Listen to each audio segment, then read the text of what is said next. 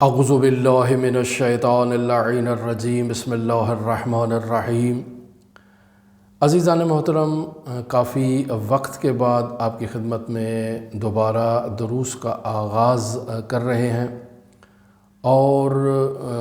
سیر اللہ کے موضوع کو باقاعدہ طور پر آپ کے ساتھ دوبارہ آغاز کر رہے ہیں، اور ایک کتاب ہے جس کا نام ہے گلشن ابرار۔ اس کتاب کو محور گفتگو قرار دیا ہے اور اس کے موضوعات کو آپ کے ساتھ ہم بیان کریں گے، اور اس نقطے کی طرف آپ کی توجہ کو مبذول کرواتے ہیں اور آپ کو متوجہ کرواتے ہیں کہ اللہ کی طرف انسان جب سفر کا آغاز کرتا ہے تو ہر انسان جو اللہ سے محبت رکھتا ہے، اللہ کی طرف سفر کرتا ہے اور اللہ کی طرف جانا چاہتا ہے، تو اس سفر کی طرف جانے کے لیے انسان کو اس بات کا علم ہونا چاہیے کہ سب سے پہلے اللہ تبارک و تعالیٰ کی توفیق اس انسان کے شامل حال ہو۔ اگر انسان کو توفیق الہی اس کے نصیب میں ہوگی تب انسان اللہ کی طرف سفر کر سکتا ہے،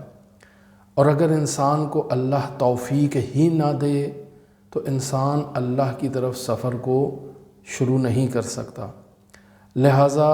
اللہ کی طرف سفر کے لیے ایک بنیادی شرط اللہ تبارک و تعالیٰ کی جانب سے انسان کے لیے یہ سعادت کا نصیب ہونا، اس توفیق کا ہونا، یہ بہت ضروری ہے۔ دوسرے مرحلے پر انسان کے لیے جہاد بالنفس بہت ضروری ہے۔ مسلسل انسان جہاد کرے، اپنے نفس سے مقابلہ کرے، نفسانی خواہشات کے مقابلے میں انسان کھڑا ہو جائے، تب جا کر انسان اللہ تبارک و تعالیٰ کی طرف سفر کو جاری رکھ سکتا ہے۔ اور تیسری چیز جو اس سفر میں بہت اہمیت رکھتی ہے وہ ہے دائمی مراقبہ۔ مراقبے کو ہم اس سے پہلے آپ کی خدمت میں بارہا بیان کر چکے ہیں کہ انسان مراقبے کے ان ارکان کو متوجہ ہو، ان ارکان کی طرف، اور توجہ کے ساتھ انسان باقاعدہ مراقبہ کرے۔ یعنی سب سے پہلے انسان اپنے نفس کے ساتھ شرط کرتا ہے کہ میں نے بالفرض نماز تہجد پڑھنی ہے، ہر روز نماز تہجد پڑھوں گا، یہ انسان اپنے ساتھ شرط کرتا ہے۔ دوسرے مرحلے میں مراقبہ آتا ہے کہ انسان تہجد کے وقت بیدار ہو،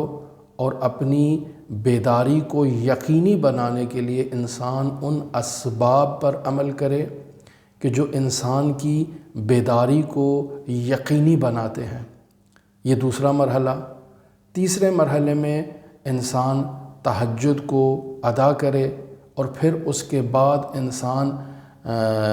رات کو بیٹھ کر اپنے اعمال کی طرف جب نظر کرے تو دیکھے کہ اس کے نامہ اعمال میں وہ تہجد موجود ہے یا موجود نہیں ہے۔ لہٰذا اس عمل کو محاسبہ کہتے ہیں۔ پس پہلے مرحلے میں مشارطہ ہے کہ جس میں انسان نے اپنے نفس کے ساتھ یہ شرط کی تھی کہ میں ہر روز تہجد کو پڑھوں گا، اور اگر کسی روز مجھ سے تہجد قضا ہو جاتی ہے، میں تہجد کی نماز کو نہیں پڑھ سکتا، تو پھر انسان اپنے ہی نفس کے ساتھ یہ شرط کرے کہ وہ اگلے دن بالفرض روزہ رکھے گا، یا 1000 روپیہ صدقہ دے گا اللہ کی راہ میں، یہ شرط کرتا ہے۔ تو پہلے مرحلے میں انسان شرط کرتا ہے کہ تہجد کو پڑھے گا۔ دوسرے مرحلے میں انسان مراقبہ کرتا ہے اور ایسے اسباب کو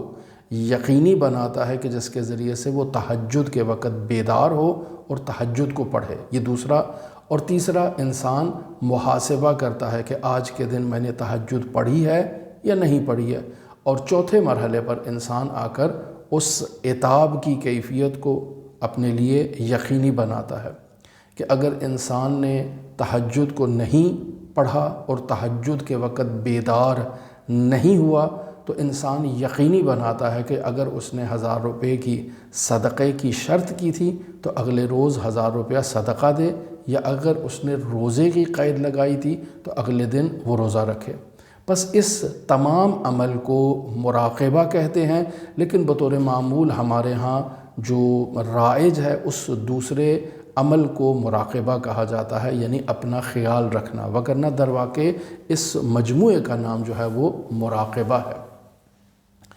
بس انسان توفیق الہی کے ساتھ اللہ کی طرف سفر کر سکتا ہے، ایک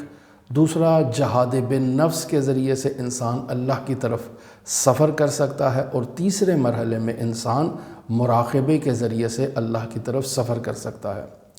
لیکن ان تین امور کے ساتھ ساتھ ایک اہم چیز جو بہت ضروری ہے،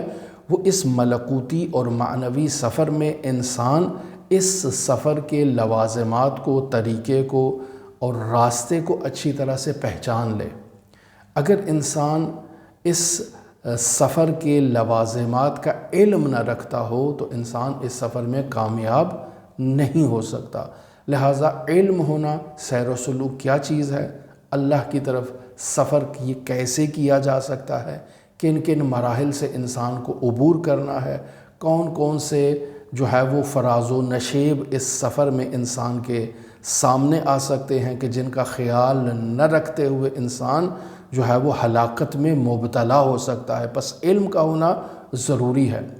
یہ علم انسان کو ہوگا تو انسان مطمئن ہے کہ وہ اللہ تبارک و تعالیٰ کی طرف درست سفر کر رہا ہے، اور اس سفر میں اسے کسی قسم کا کوئی نقصان نہیں ہوگا، اور وہ بہت ہی جلد اللہ تبارک و تعالیٰ جو اس کی مراد ہے، جو اس کی قبلہ گاہ ہے، وہ اس مراد تک، اس قبلہ گاہ تک انسان پہنچ جائے۔ لہٰذا علم کا ہونا یہ نہایت ہی ضروری ہے سیر و سلوک میں۔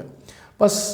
ان تمام مراحل کو متوجہ ہوتے ہوئے ہمارے لیے یہ بات واضح ہو گئی کہ اللہ کی توفیق کے بغیر کوئی شخص سیر و سلوک نہیں کر سکتا، جہاد بن نفس کے بغیر کوئی شخص سیر و سلوک نہیں کر سکتا،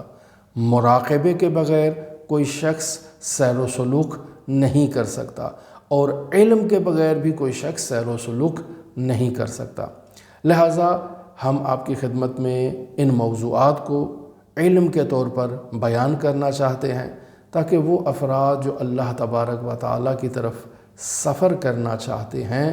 وہ عالماً اس سفر میں داخل ہوں، اس سفر کا آغاز کریں، اس سفر کے فراز و نشیب کا انہیں علم ہو، قبض و بسط کی کیفیت کا انہیں علم ہو، انہیں معلوم ہو کہ کون سے عوامل ایسے ہیں کہ جو انسان کے اس سفر میں بندش ایجاد کرتے ہیں اور انسان کا راستہ روکتے ہیں، اور کون سے امور ایسے ہیں کہ جو انسان کے لیے بسط کی کیفیت کو، وسعت کی کیفیت کو ایجاد کرتے ہیں، اور انسان بہت جلد اللہ تبارک و تعالیٰ تک پہنچ جاتا ہے۔ لہٰذا اگر آپ دلچسپی رکھتے ہوں تو ہمارے ساتھ رہیے گا۔ ہماری دعا ہے کہ خداوند متعال ہم سب کو توفیق عطا فرمائے، ہم سب کو خداوند متعال اپنی جانب سفر کرنے کی توفیق کے ساتھ جہاد بن نفس اور دائمی مراقبے کی بھی سعادت نصیب فرمائے۔ اللہم صلی علی محمد و آل